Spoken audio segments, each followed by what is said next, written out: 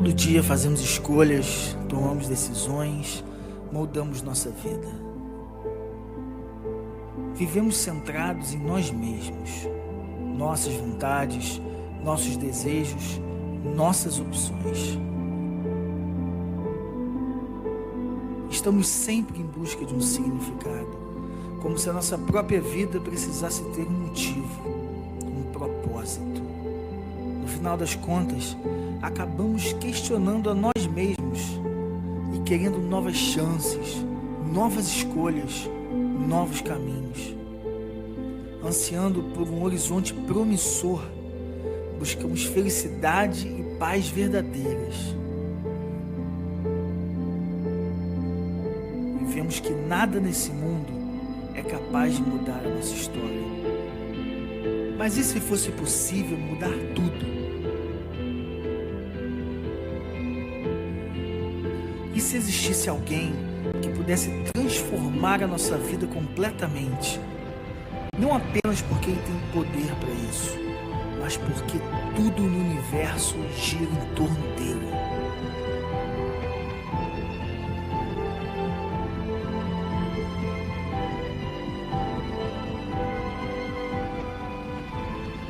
Aquele que nos criou pode fazer tudo novo. Quando pararmos de pensar que tudo na vida é sobre nós e entendermos que, na verdade, é tudo sobre Jesus.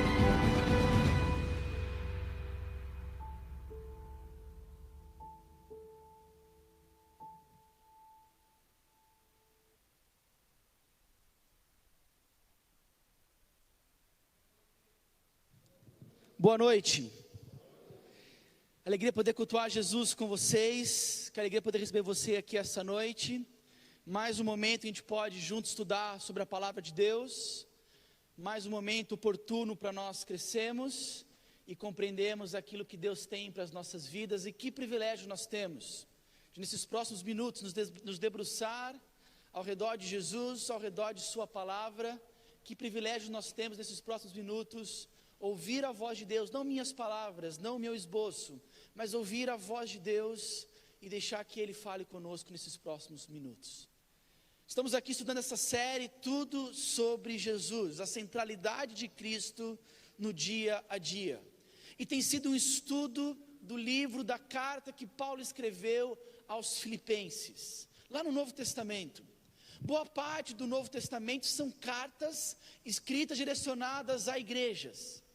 E nós começamos há 3 semanas atrás a estudar essa carta preciosa chamada Filipenses, que era uma igreja reunida na cidade de Filipos. E o apóstolo Paulo, então, inspirado pelo Espírito Santo, escreve aquela igreja há 2000 anos atrás. Mas porque foi o próprio Deus que escreveu aquelas palavras, pelo fato de Paulo escrever aquilo inspirado pelo próprio Deus, motivado, impelido pelo próprio Espírito Santo, essas palavras são vivas.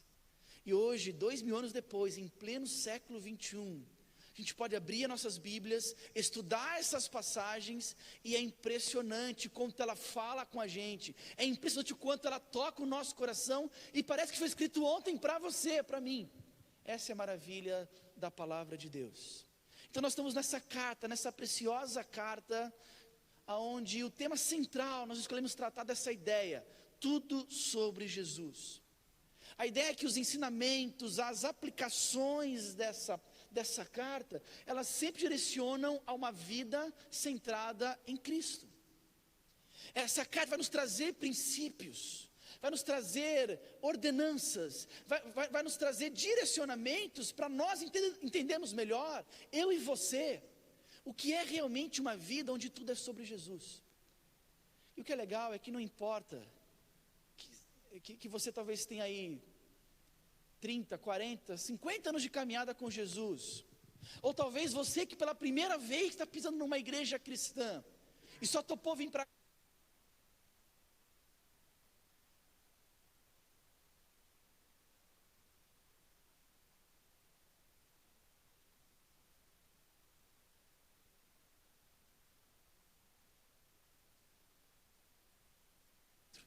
a maravilha do que é viver uma vida onde Jesus é o centro de tudo. É por isso então que eu tenho convidado você a caminhar então, e quero continuar convidando você a caminhar comigo no estudo dessa carta tão preciosa que é a carta aos Filipenses. Na semana passada, se você estava aqui, eu quero relembrar rapidamente você, nós tratamos de um tema central, e falamos aqui sobre, quando a pessoa entende a centralidade de Cristo na vida dela, ela se torna uma cooperadora. Nós vimos isso na semana passada, estão lembrados? A gente até tratou aqui de um paralelo entre cooperador e também, um paralelo entre cooperador e consumidor, vai até aparecer no gráfico aqui em cima, e nós vimos na semana passada essas diferenças, e o que acontece quando alguém é plenamente tomado por Jesus, quando alguém de fato tem Jesus no centro, essa é a realidade. Ele se torna um cooperador, um ajudador, alguém atento às necessidades do reino, alguém que conhece o Evangelho e trabalha por tornar o Evangelho conhecido, alguém que se torna generoso com seu tempo, com seus talentos e com seus recursos. A gente viu isso na semana passada, o que é de fato ser um cooperador. Na semana passada nós estudamos o trecho inicial de Filipenses, e logo de cara nós percebemos que essa carta é uma carta que escrita por alguém que amava demais aquela igreja. Logo no início, Paulo deixa muito claro que ele amava aquela igreja, que ele se importava com aquelas pessoas, é uma carta carinhosa. Logo no início, Paulo fala que está com saudade daqueles irmãos, que agradece a Deus no verso 3, olha, eu sou grato a Deus pela vida de vocês, verso 3. No verso 4 ele diz, olha, eu oro por vocês, constantemente eu lembro de vocês em minhas orações. No verso 7 ele diz que tem saudade, sente profunda saudade, tem aquela igreja, os tem no coração dele, ou seja, está muito claro que Paulo amava aquela igreja. Por isso então é uma carta de muito carinho, de muito amor. E como eu disse rapidamente aqui, se no verso 4 Paulo diz que ele orava por aquela igreja, no texto de hoje nós vamos lá olhar para Filipenses capítulo 1, do verso 9 até o verso 11, mas no texto de hoje, Paulo vai revelar o conteúdo da sua oração. E talvez Paulo apenas queria só encorajar aqueles irmãos. Ele apenas escreveu o conteúdo da sua oração, o porquê ele orava, o conteúdo da sua oração, talvez para encorajar aquela igreja, mas talvez Paulo não tinha ideia, mas obviamente Deus tinha, que essas palavras de Paulo, elas certamente vão servir para nós aqui, de encorajamento, mas não só encorajamento, elas serão para nós, para mim e para você, uma declaração do ideal de Deus para uma igreja. O que nós vamos estudar hoje, preste atenção, é justamente isso. Paulo apenas estava descrevendo o conteúdo da sua oração, pelo que ele orava. Mas para nós, essas palavras de hoje, elas são declaração do ideal de Deus para uma igreja que quer ter Cristo no centro. Por isso que é precioso demais estudar essa carta. É por isso que hoje eu quero ter toda a sua atenção, o seu coração, a sua mente. Não se distraia. Não perca a linha de raciocínio, porque as palavras de hoje são lindas palavras, um dos textos mais preciosos da carta, onde Paulo vai revelar a sua oração, e que para nós vai ser revelado o ideal de Deus para a vida de uma igreja, para a sua vida, para a minha vida. Antes de ler o texto, deixa eu perguntar para você antes de ler o texto, talvez você esteja até curioso para saber o que é, se não abriu sua Bíblia, já começou a ler na sua Bíblia o que é essa passagem, que ideal é esse de Deus para a minha vida, mas antes de ler o texto, deixa-me fazer algumas perguntas. Você ora? Você ora? Pelo que você ora? Boa pergunta, não? Você ora e pelo que você ora? Se a primeira resposta for sim, eu oro, agora pelo que você ora? Quais são os motivos da sua oração? Você tem uma vida de oração? Você costuma orar todos os dias? Você ora antes de comer? Ou você ora antes de dormir? Aquela oração boa, a oração boa é aquela que você ora, você começa a orar dormindo e dorme, aí acorda e fala amém, primeira palavra do dia é amém, porque você terminou aquela oração longa a noite toda, né? Você ora antes de dormir, você ora de manhã talvez. Quando você ora? Você costuma orar quando você está sob perigo? Se você ficar preso no elevador, você vai orar? Já ficou preso no elevador? Você vai orar se você ficar preso no elevador? Por muito tempo? Quanto tempo vai demorar para você dentro de um elevador cair de joelho e falar, Jesus me salva por favor? Será que essa vai ser a tua situação? Se você for assaltado, você vai orar? Talvez no momento do assalto? E se você for sequestrado, você oraria durante o seu sequestro? Se te pegasse no meio da rua e te jogasse no porta-mala de um carro, ali você iria orar? O ponto aqui é, o que precisaria acontecer na sua vida para você realmente começar a orar? Mas não só sobre se você ora ou não, a segunda pergunta é, pelo que você ora? Quais são os motivos constantes do seu bate-papo com Deus? Tá bom, legal, você ora, legal, agora pelo quê? Você ora, por exemplo, por coisas. Você ora porque você não tem coisas, você ora porque talvez você queira coisas, é por isso que você ora constantemente? Essas coisas são materiais ou físicas? Você ora por saúde ou você ora por bens materiais? O que tem sido ultimamente os motivos constantes das suas orações? Essa é a segunda pergunta. Agora, a última pergunta é que uma vez que você respondeu também no teu coração, se você ora e respondeu pelo que você ora, a terceira pergunta é a pergunta importante. Você ora por essa igreja? Você ora pela rede? Você ora pela igreja de Jesus na cidade de Macaé? Não talvez só por essa igreja local, mas pela igreja de Jesus nessa cidade. Pelo que você ora pela igreja de Jesus? Ou até mesmo por essa igreja local? Pelo que você ora pela rede? Quando você ora pela rede, qual é o conteúdo dessa oração? Você ora pelo seu envolvimento nessa igreja? Você ora talvez para saber se Deus quer que você faça parte dessa igreja? Ou quando você ora pela igreja em si, você ora pelo quê? Pelo pastor, pela liderança, pela galera que trabalha? Você ora para que a igreja tenha recursos para se sustentar? Você ora para que a igreja talvez tenha um prédio em outro lugar? Quais são os motivos da sua oração por essa igreja, se é que você ora por essa igreja?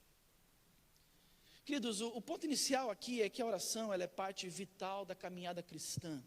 E ela é um sinal claro da presença, da existência de fé na sua vida. Saca só, isso é importante. A existência de uma vida de oração, tá bom? Você praticar oração constante, você orar, na verdade, é parte vital da caminhada cristã e um bom sinal, um excelente indício de que há presença de fé em Deus na sua vida. Porque certamente ateus não oram, a não ser quando o avião está caindo, né? Aí todo mundo ora, quando o avião está caindo, geral ora, né? Tem até um gráficozinho, já viram esse gráficozinho? Dá aquela balançada, começa uma oraçãozinha, começa a cair um pouquinho mais, já começa a dar um reteté, um pouquinho mais animado, né não? Depende do quanto o avião ele começa a cair, mas o fato é, certamente ateus não oram, mas se você ora, é um sinal, um excelente sinal, de presença de fé na sua vida. E aqui Paulo, ele vai colocar para nós o motivo da sua oração por aquela igreja. E como eu já disse lá no início, vai deixar claro para nós aqui o ideal de Deus para a vida de uma igreja. Vamos lá, agora é de verdade. Leia comigo, Filipenses capítulo 1, do verso 9 até o verso 11. Paulo diz assim, olha, esta é a minha oração.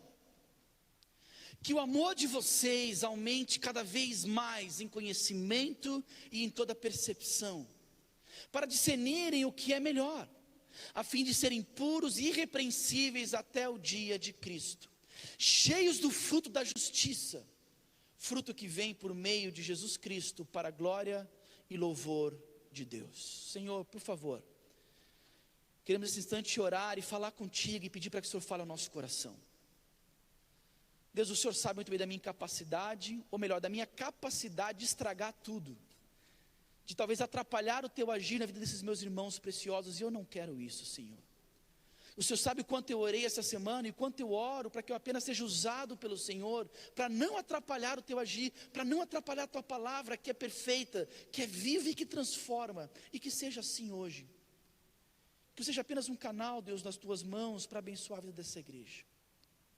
Eu também quero orar, Deus, pelos meus irmãos aqui, pelos meus amigos que estão aqui sentados nesses lugares, para que eles também não atrapalhem o agir do Senhor na vida deles, porque eles também sabem a capacidade que eles têm de se distrair, a capacidade que tem de não se importar com as tuas coisas e qualquer outra coisa. Um simples levantar e beber água pode ser mais importante do que ouvir a tua voz.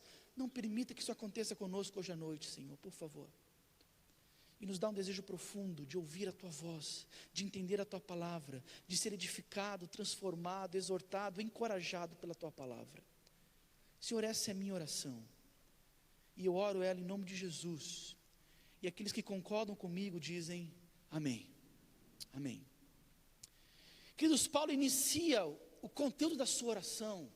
Logo no início do capítulo 9, vai estar em destaque aí esse início do versículo 9, que a oração dele é para que o amor daquela igreja crescesse cada vez mais e mais.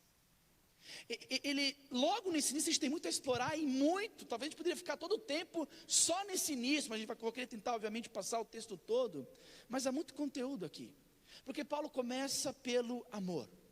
Ele ora orando por amor para aquela igreja, mas olha que interessante, ele não ora para que aquela igreja se ame mais, ele ora para aquela igreja se ame cada vez mais. Ele parte do pressuposto de que amor é algo natural, até mesmo esperado daqueles que se dizem igreja de Jesus. Ele não ora por amor, mas ele ora apenas por mais amor. Isso é importante. Me faz lembrar lá das palavras de João, lá de 1 João, onde o próprio João diz, está no telão aqui, olha: se alguém disser eu amo a Deus e odiar o seu irmão, ele é um mentiroso. Pois aquele que não ama seu irmão a quem vê, não pode amar a Deus, a quem não vê. Ora, temos da parte dele este mandamento, que aquele que ama a Deus, ame também o seu irmão. Paulo parte desse pressuposto, que se uma igreja ama a Deus, que se uma igreja compreendeu o Evangelho, obviamente eles já vão se amar. É lógico, é uma consequência natural da transformação do Evangelho. Mas aqui ele fala, mas eu quero que vocês se amem cada vez mais e mais. O raciocínio de Paulo é mais ou menos essa ideia, olha: se vocês amarem a Deus, vocês irão amar o que Deus ama. E Deus sabe, vocês, que Deus ama a sua igreja. Ele morreu por ela, Ele se entregou por ela. Logo, se você amar a Deus, você vai passar também a amar a igreja. Não a instituição, não o prédio, não o local, não a visão da igreja, não o nome da igreja. Isso são coisas importantes, não o conceito da igreja, isso é importante, mas não isso. Estou falando aqui de amar pessoas. A igreja é composta por pessoas que compreenderam o Evangelho, que foram transformadas por Jesus e que estão caminhando em amar mais a Deus e amar mais uns aos outros, amar mais o próximo. Então aquela igreja, ela se amava. Mas Paulo vai dizer que o desejo dele, que a oração dele, é que eles se amassem cada vez mais e mais. Eu não quero dedicar muito tempo aqui, mas eu tenho que correr, mas deixe-me estudar um pouquinho mais isso com vocês. Porque quando Paulo usa essa palavrinha amor aqui, eu quero que vocês se amem mais e mais, é interessante porque algumas pessoas tendem a pensar que amor é uma inclinação emocional, né, que você sente por alguma outra pessoa. A gente linka facilmente amor com emoções. Logo, então, amar uma igreja é você orar para que Deus coloque no teu coração esse desejo, esse sentimento, essa emoção pela igreja. E quer saber, não tem nada a ver com isso que Paulo está falando aqui. A palavra que Paulo usa nesse contexto para descrever amor é aquela palavrinha extremamente famosa no grego para descrever amor, que eu tenho certeza que vocês conhecem. Qual que é a palavra mais comum na Bíblia para descrever o amor? Isso, muito bom, a igreja sabe, óbvio, né? Perceberam? Pegaram aí? Ágape. Lembra a palavrinha ágape ou HP? Lembra disso? Nome de livraria evangélica, cafeteria evangélica, não sabe botar nome, bota ágape, é assim que funciona, né? A palavrinha ágape aqui é a palavrinha que descreve o amor sacrificial. O amor sacrificial é aquele amor com que Deus nos amou. Lembra de lá de João 3,16? Porque Deus amou o mundo e entregou. Esse é o amor sacrificial. Essa é a ideia da palavrinha ágape.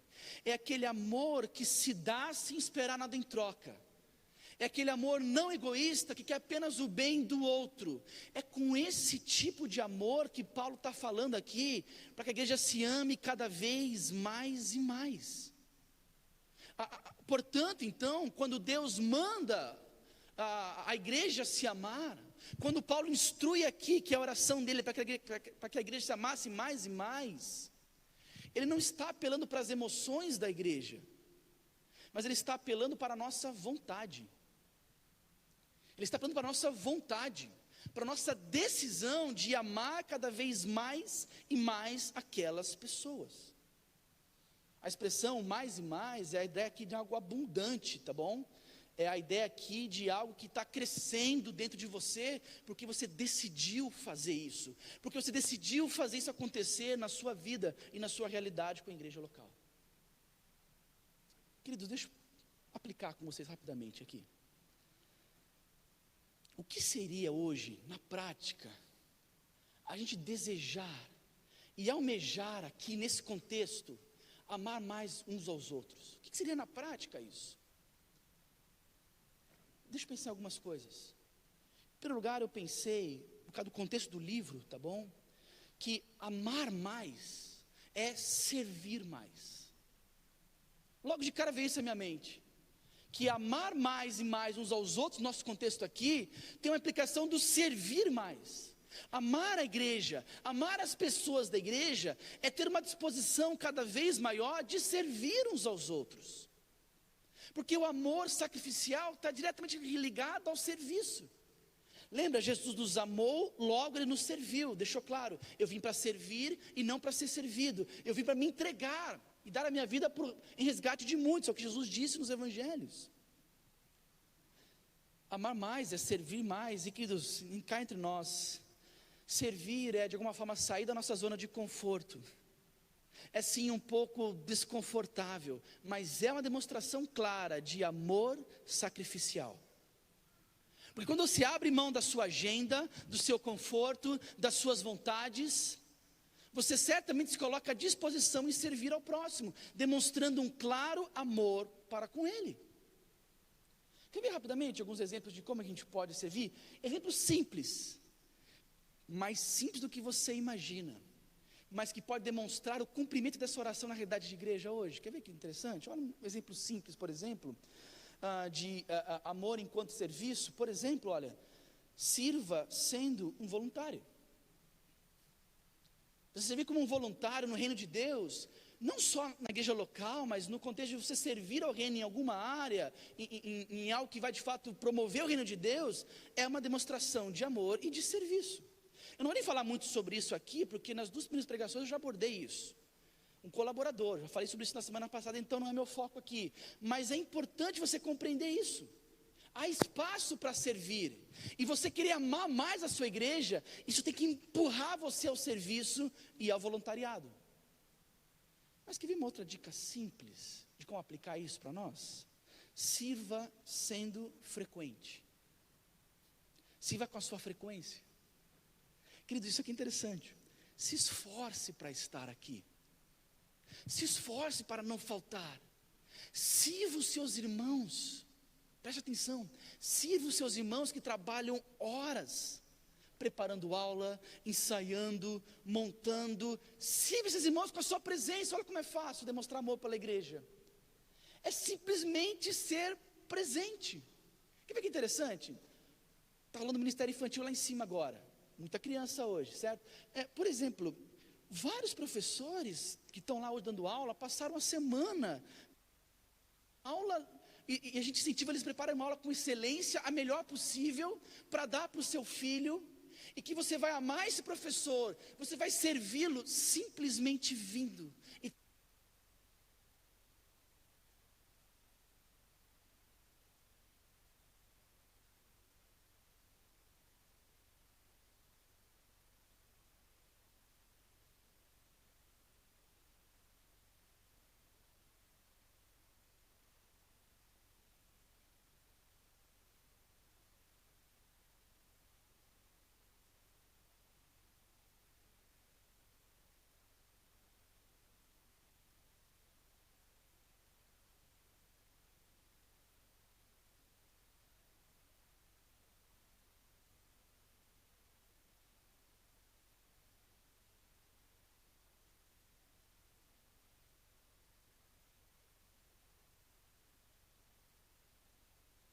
Alguns professores trazem bolo, preparam um bolo para servir você e os seus filhos. Essa semana o Ministério Infantil teve a preocupação de comprar biscoitos que não contêm leite. Já viu esse negócio? Que não tem leite, que não tem glúten, que não tem açúcar, que não tem gosto, que não tem graça, tudo mais, né? Mas aquela preparação toda, por quê? Porque querem servir. E sabe como você pode, em contrapartida, servi-los? Simplesmente vindo, simplesmente sendo frequente. Eu penso que quando alguém, um cristão, um tipo de Jesus, alguém que diz amar a Deus, deixa de vir por qualquer motivo, estou cansado. Poxa, para mim isso é uma tremenda falta de amor para aquelas pessoas que estão se preparando para servir vocês essa noite. E que em contrapartida você poderia apenas vir, só estar aqui, servir com a sua presença.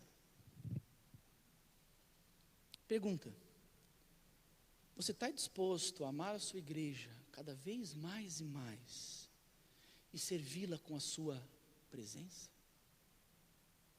Quer ver outra dica simples? Essa é simples, mas essa eu acho que vai pegar legal, tá? Vamos lá. Terceira dica simples sobre a ideia do servir: sirva chegando no horário. Pesada essa, né? Alguns até abaixaram a cabeça assim, olharam para o lado, né? Olharam para cima, né? Complicado, eu sei, é difícil. Horário, reloginho, um negócio complicado, eu sei. E talvez eu só chego no horário porque eu chego aqui 14h. Talvez é por isso que eu estou no horário sempre aqui. Eu não sei se eu tivesse essa dinâmica de estar em casa, me arrumar a esposa, arrumar filho. Eu sei que isso é extremamente complicado, não é fácil. Mas só para você ter uma ideia, aqui na rede a gente está com essa frequência aqui. 200 pessoas, 250, contando com as crianças talvez. Você sabia que 19h, quando a gente começa o nosso culto, 19h03, nosso culto começa às 19h03, todo domingo, a gente tem assim esse horário, porque a diferença de horário de relógio, quem usa relógio de ponteiro, às vezes bota um pouquinho para cá, para lá, então a gente botou 19h03, e por aí vai. Mas sabia que a gente tem aqui normalmente, cerca de 10 a 15% das pessoas que virão cultuar com a gente, isso todo domingo? Se a gente tem, sei lá, 200 pessoas, 250 pessoas, normalmente a gente começa os nossos cultos com 20 a 25 pessoas, isso 19h03. Aí 19h05 chega uma galera boa e vai... E é claro que tem os imprevistos. É claro que tem os dilemas do dia a dia, do domingo. Eu sei como que é. Eu sei que o horário de verão engana muito, né? Você fala, rapaz, deve ser 3h, você vai ver, já é 7. O sol, é complicado, praia, mas... Alguns é quase que crônico o negócio, né? E é legal você pensar que você pode amar a sua igreja tentando chegar no horário. Isso é bom. É algo simples, não é verdade? E eu te pergunto, você estaria disposto a amar a sua igreja cada vez mais e servi-la chegando no horário? Obrigado, meu cuidador avisou o horário para mim. A terceira dica que eu dou, a quarta dica que eu dou rapidamente para vocês, que fala sobre o amor e serviço, é uma dica simples também. Sirva indo embora depois. Olha que legal. O tempo após o culto, queridos, é tão precioso, é tão importante, porque ele faz parte do nosso cultuar a Deus também. Esse momento aqui é muito importante. A exposição da palavra, a galera ouvindo, isso é ótimo. Mas a interação do depois, a conexão do depois, o bate-papo do depois, é essencial, é vital para uma igreja que quer se amar. Porque você ama quem você conhece, quem você se relaciona. E o estar aqui, o vir um pouco antes, o ir embora depois, tem um valor imensurável para a igreja. Por isso, sirva a tua igreja ficando mais tempo. Eu sei que também não é sempre possível, toda vez, mas você não precisa todo domingo ir embora correndo. Você não precisa ter pressa todo domingo. Coloque na sua agenda, priorize permanecer um pouquinho mais e se conectar com novas pessoas. Priorize acabar o culto e ficar aquele olhar de águia olhando ali, ver quem está sozinho, ir lá se conectar e cumprimentar e dizer o seu nome e perguntar o nome da pessoa. Não fala seja bem-vindo, tá bom? Porque às vezes fala assim, não, eu já estou aqui há 3 meses já, né? Então é melhor não falar seja bem-vindo. Eu evito essa nomenclatura aqui na rede, tá? A não ser que você garanta que você viu na mão da pessoa o cartãozinho de visitante que te entrega no final. Aí você fala a primeira vez, dá um abraço, seja bem-vindo. Do contrário, fala, poxa, que bom que você veio. Simples assim. Pode ser a primeira ou a 20ª vez, mas se conecte com pessoas, vá embora depois. Ame e sirva a sua igreja, permanecendo um pouco mais. Pergunta. Você está disposto a amar a sua igreja, como Paulo diz que quer que a gente ame, cada vez mais e mais, e ainda servi-la ainda que isso atrase um pouco os seus planos do depois do culto? Eu creio que sim. Mas na continuação aqui do raciocínio, amar mais, eu acho que Paulo não só pensava em questão de serviço. Acho que amar cada vez mais e mais é muito mais, obviamente. Em segundo lugar, eu pensei que amar mais e mais é também perdoar mais. Eu creio que a convivência da igreja vai gerar os seus atritos. Paulo vai tratar desse assunto também em Filipenses. Gera sim alguns atritos, alguns probleminhas, é normal. Igreja é uma comunidade de pecadores, pessoas imperfeitas, a começar pela liderança da igreja. A liderança da igreja, os pastores, os presbíteros são pessoas imperfeitas e pecadores, e que se eu não pedir perdão para você ainda, eu vou pedir nessa caminhada. Fique certo disso. Porque faz parte do ser igreja. Infelizmente, te encontra aqui problemas, fofocas, mentiras. A gente encontra aqui pessoas quebradas, promessas quebradas, corações partidos.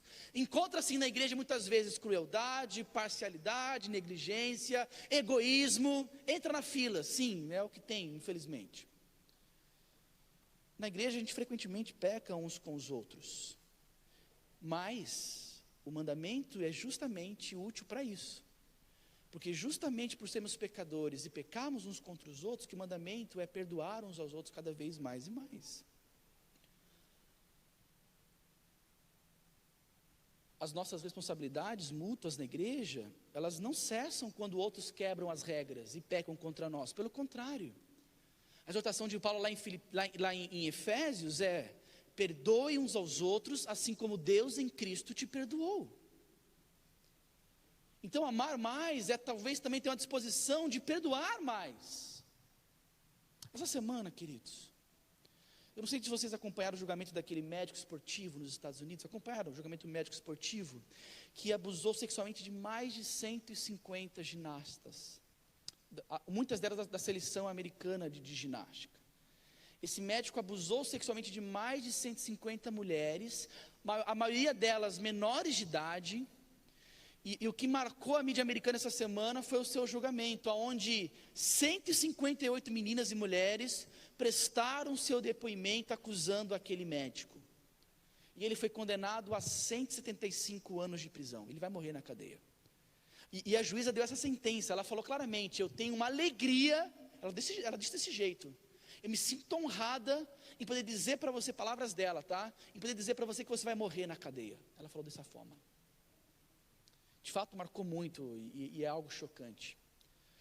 Mas o que me marcou nas leituras dessa semana aí da atualidade foi o depoimento de uma das meninas que é cristã. Eu até coloquei no grupo da Rédia para o pessoal poder acompanhar, né? O depoimento de uma menina cristã, que no depoimento dela ali perante a juíza e o acusado, esse médico, ela optou e decidiu pregar o evangelho para aquele sujeito. E olha o que ela disse, vai colocar aqui no telão. Ela disse o seguinte: olha, ela virou para o médico e disse, é Rachel o nome da menina: se em algum momento você chegar ao ponto de encarar verdadeiramente o que você fez, a culpa será esmagadora.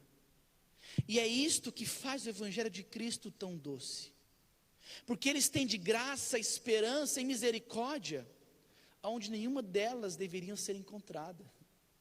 E elas estarão lá para você.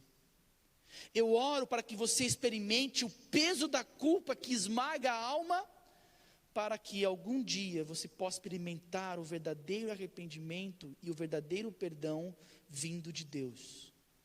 Perdão que você precisa muito mais do que o meu perdão, mas o meu perdão eu te dou também. São palavras de uma menina que foi abusada sexualmente por esse indivíduo. E ela, no amor de Cristo, ela, por entender o quanto ela foi perdoada, ela pôde perdoar esse crápula, é verdade, mas ela pôde perdoar. Não que esse cara não tenha que sofrer as consequências dos seus erros, óbvio que sim. Sim, ele merece pagar pelo que fez, sim. Sim, ele merece talvez morrer na prisão, sim. Mas esse cara também merece ouvir do evangelho, que é o único que pode transformar a vida de um camarada como esse. E se essa menina foi capaz de perdoar um crápula como esse, será que você não é capaz de perdoar os irmãos e irmãs que estão ao redor de você? E também termino com uma pergunta esse ponto. No processo de Deus aumentar cada vez mais o seu amor uns pelos outros, como Paulo ora aqui, quem você deve perdoar nesse processo para que isso aconteça no seu coração? Agora, amar mais também não é só amar mais e perdoar mais. Mas eu penso também que amar mais é também ter mais paciência com os pecados dos outros, da nossa comunidade. Nesse processo de caminhar juntos, nesse processo de ser igreja, é natural a gente encontrar pessoas que espiritualmente estão muito abaixo do que nós estamos, ou até mesmo do desejado. E quando eu falo ter paciência com os pecados dos outros, eu em momento nenhum falo em tolerar pecados, óbvio que não. Eu não falo em fazer vista grossa, claro que não. Até porque o amor te leva a falar a verdade, a buscar a correção, isso é um real amor. Mas eu falo aqui de amorosamente buscar corrigir o outro, de amorosamente ter paciência no processo de transformação do outro. Assim como Deus tem paciência no seu processo de transformação. É duro quando uma igreja ela é muito dura, ela é muito leve com o seu próprio pecado, e muito duro quando o pecado do outro. É comum encontrar pessoas assim. Posso confessar para vocês, eu já fui assim. Muito leve com os meus próprios pecados, e muito duro com os pecados dos outros. E eu penso que no processo da igreja aprender a amar cada vez mais e mais, de crescer e crescer cada vez mais o amor entre nós, implica numa paciência, num desejo de caminhar mais, um desejo de perceber e ter cuidado e paciência na transformação gradual do outro. Corrigir com mansidão, sim. Exortar com amor, sim. Sim, tirar a minha trave para poder enxergar o cisco no outro, com certeza. Mas é um processo. E eu creio que amar mais é ter paciência. John Newton foi um pastor anglicano do século XVIII. Ele era um mercador de escravos. Ele ganhava dinheiro capturando homens e mulheres na África e vendendo na Europa. Profissão terrível, mostrando talvez o pior que existe do ser humano. Pior que o ser humano. Mas ele foi alcançado pela graça de Deus. Ele se converteu, ele abandonou completamente aquela vida, ele abandonou o seu emprego. Ele foi tão impactado pela graça de Deus que ele percebeu a miséria do seu coração, se arrependeu, mudou de vida. E obviamente se tornou um pastor anglicano no século XVIII. Aliás, esse John Newton, você talvez não sabe o nome dele direito, mas você sabe o que ele fez. Ele compôs um dos hinos mais famosos da história da cristandade, Amazing Grace. Lembra da Amazing Grace? Amazing Grace. Ninguém sabe mais a letra, é sempre assim, não é? Faz o primeiro e... É quando o músico não sabe, o músico está aqui, ó, tocando, e quando ele não esqueceu a nota, ele começa a adorar o Senhor, mas ele esqueceu a nota, estou brincando. Ele escreveu Amazing Grace, e é interessante que John Newton conta uma história, ele conta uma história muito legal sobre o ter paciência com as falhas dos outros. John Newton conta que um grupo de viajantes caiu todos num fosso, é uma história fictícia, tá? Mas ele fala assim, imagine que um grupo de viajantes caíram tudo num fosso, e um começa a tentar ajudar o outro a sair dali, e até que um de fato consegue sair do buraco. Agora, aquele que saiu do buraco por primeiro, em momento nenhum ele deve ficar irritado por haverem outras pessoas no buraco, ou por haver pessoas que ainda não conseguiram sair como ele saiu, na rapidez que ele saiu. Ele não se puxou si mesmo para fora, ele foi tirado dali. E ele conclui, portanto, em vez de reprová-los, deve mostrar compaixão. Um homem verdadeiramente iluminado não desprezará os outros. Assim como Bartimeu, aquele cego que Jesus curou, depois de abertos seus próprios olhos, não pegaria uma vara e agrediria todos os cegos que encontrasse. Então, quando Paulo diz que ele quer que a igreja ame cada vez mais, eu penso que ele quer que a igreja tenha paciência com os erros dos outros, que não fechem os olhos dos pecados, claro que não, mas que tenha paciência e decida caminhar junto. Estou terminando aqui, mas um dos grandes historiadores da igreja, chamado Tertuliano, ele conta que o cristianismo, ele começou a crescer rapidamente. Tertuliano foi lá século II. Ele conta que ele foi o primeiro historiador da igreja a registrar muitas coisas da igreja primitiva.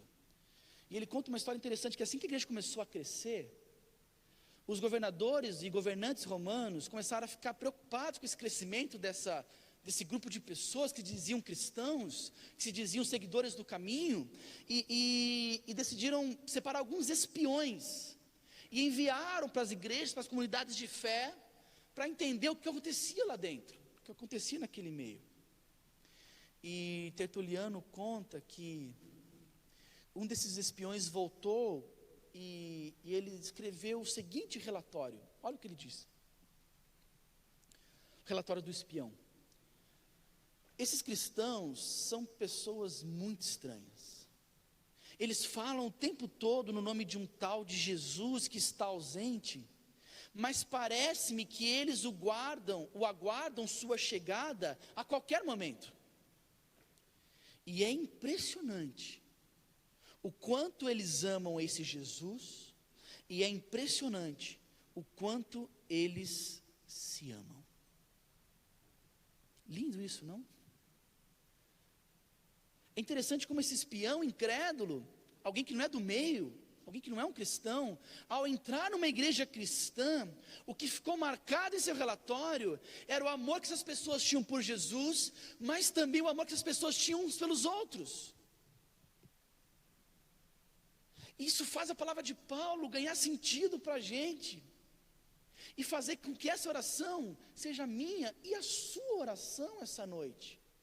Essa oração por amor, amar uns aos outros, amar essa comunidade de fé, amar a pessoa que está do seu lado, mas que está na sua frente, que está atrás, amar ao ponto de servi-la, amar ao ponto de perdoá-la, amar ao ponto de ter paciência com o crescimento e desenvolvimento dela, corrigindo quando necessário, instruindo quando necessário, mas esse amor real. Uma igreja onde ninguém passa necessidade, uma igreja onde as pessoas são assistidas, uma igreja onde as pessoas se ajudam a arrumar empregos, a suportar na dificuldade, a ajudar com os filhos. Essa é a dinâmica da igreja, onde os jovens se ajudam no estudo, na capacitação, onde os mais velhos instruem os mais novos, nos desafios da vida. Essa é a igreja que se ama. É essa igreja pelo que Paulo orou, dizendo que o amor de vocês aumente cada vez mais e mais.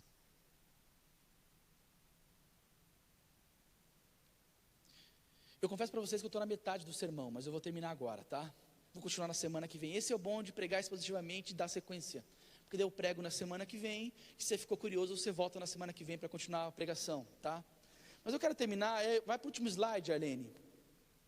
E de fato estava na metade mesmo, mas eu quero terminar aqui, já são 40 minutos falando, com as palavras do próprio Jesus. Palavras do próprio Jesus, nosso Salvador. Palavras que Jesus escolheu para que a forma como Ele queria que os seus filhos, que os seus discípulos fossem conhecidos. Olha o que Ele disse em João 13:35. Com isso todos saberão que vocês são meus discípulos, se vocês se amarem uns aos outros. A forma como Jesus, aprove Jesus, escolher para que o mundo aí fora saiba que aqui há discípulos de Jesus, saiba que aqui há pessoas que foram transformadas pelo Evangelho. Sabe qual é? O amor. O amor. Então, talvez essa noite eu quero desafiar você a fazer a oração que Paulo fez. Só que fazer não pela igreja generalizando, mas fazer por você. A olhar para Filipenses capítulo 1, versículo 9, e falar: Senhor, por favor, aumenta esse amor em meu coração.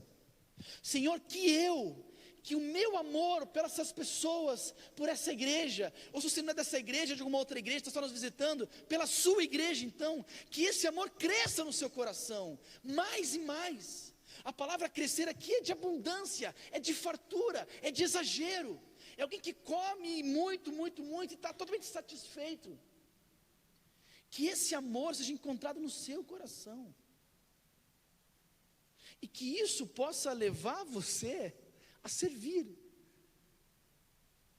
como voluntário aqui na rede, em alguma área, ajudar, a botar a mão na massa, a trabalhar, a servir com a sua frequência, amar ao ponto de dizer não, talvez às vezes para pequenos prazeres, assim, coisinhas boas às vezes no fim de semana, que dá para antecipar, que dá para chegar um pouquinho mais cedo, que dá para estar aqui, servir com a sua frequência, servir com o horário, servir com até mesmo ir embora depois, ficar um pouquinho mais, que esse amor seja encontrado no seu coração.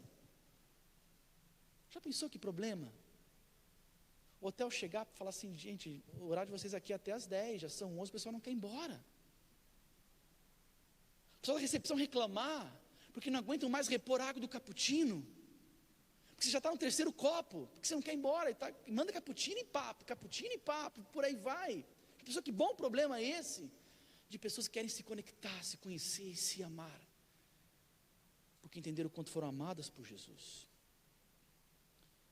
Que amar mais significa perdoar mais para você. Se é que você tem alguém que precisa perdoar essa noite, alguém precisa permitir que Deus trabalhe no seu coração, e que você compreenda o quanto você foi perdoado para que você possa perdoar. E que amar mais significa você ter paciência também uns com os outros, no caminhar. Esse é meu desejo, essa é a minha oração. A minha oração é por você que hoje faz parte da igreja da Rede, que essa mensagem chegue ao teu coração e que seja a sua oração essa noite. A minha oração é para você que talvez está aqui pela primeira vez nessa igreja, e talvez tudo isso aqui é muito novo para você. Talvez tudo isso aqui, algumas palavras até não fazem muito sentido, porque você não conhece esse ambiente aqui, mas a minha oração é para que você entenda que antes de você querer amar alguém daqui dessa igreja, eu quero que você entenda o quanto você foi amado por Jesus. Porque o amor pelo outro é uma consequência de compreensão do quanto você foi amado por Jesus. E eu quero que você saia daqui hoje à noite sendo desafiado, talvez não amar o outro ainda, mas desafiado a compreender o quanto Jesus te amou e morreu por você e se entregou em seu favor. O quanto Jesus amou você que não merecia, assim como Ele me amou, um pecador, alguém completamente distante de Deus, mas Jesus me amou, Ele me salvou, Ele pode salvar você também essa noite. E Ele pode colocar no seu coração um amor imenso por Ele em primeiro lugar, porque é isso que realmente importa. E talvez Deus trouxe aqui hoje para ouvir apenas essa mensagem, de que Deus ama você, e que Ele quer transformar o seu viver a partir de Jesus Cristo. Baixa sua cabeça e fecha seus olhos. Senhor, por favor, fala o nosso coração. Tem pessoas que estão orando nesse momento, e talvez fazendo essa oração de Paulo, a oração que Paulo fez para aquela igreja lá em Filipos, para que essa seja a nossa oração essa noite. Senhor, enche o nosso coração com o Teu amor, como nós cantamos aqui, esse amor que pode transformar o mundo, porque transformou o nosso coração. Enche o nosso coração com amor cada vez maior uns pelos outros, um amor cada vez maior pelo Senhor, e que isso reflita no amor pela Tua igreja, porque quanto mais amarmos o Senhor, mais iremos amar aquilo que o Senhor ama.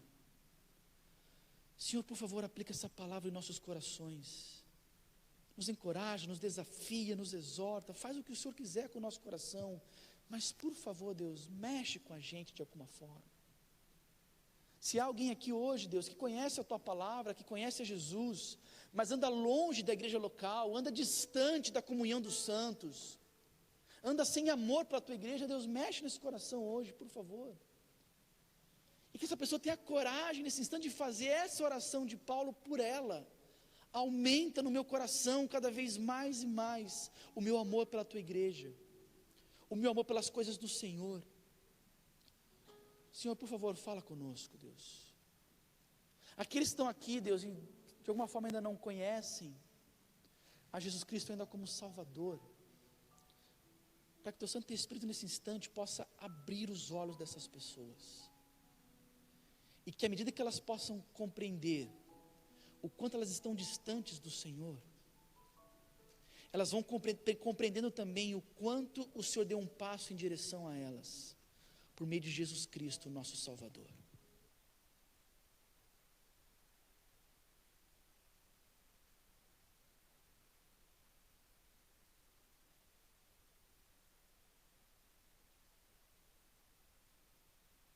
transformação na vida dessa pessoa que fizer essa oração nesse instante. Transforma pessoas hoje à noite, Deus, pelo poder do seu amor também. Fala ao nosso coração. Em nome de Jesus que nós oramos ao Senhor. Amém.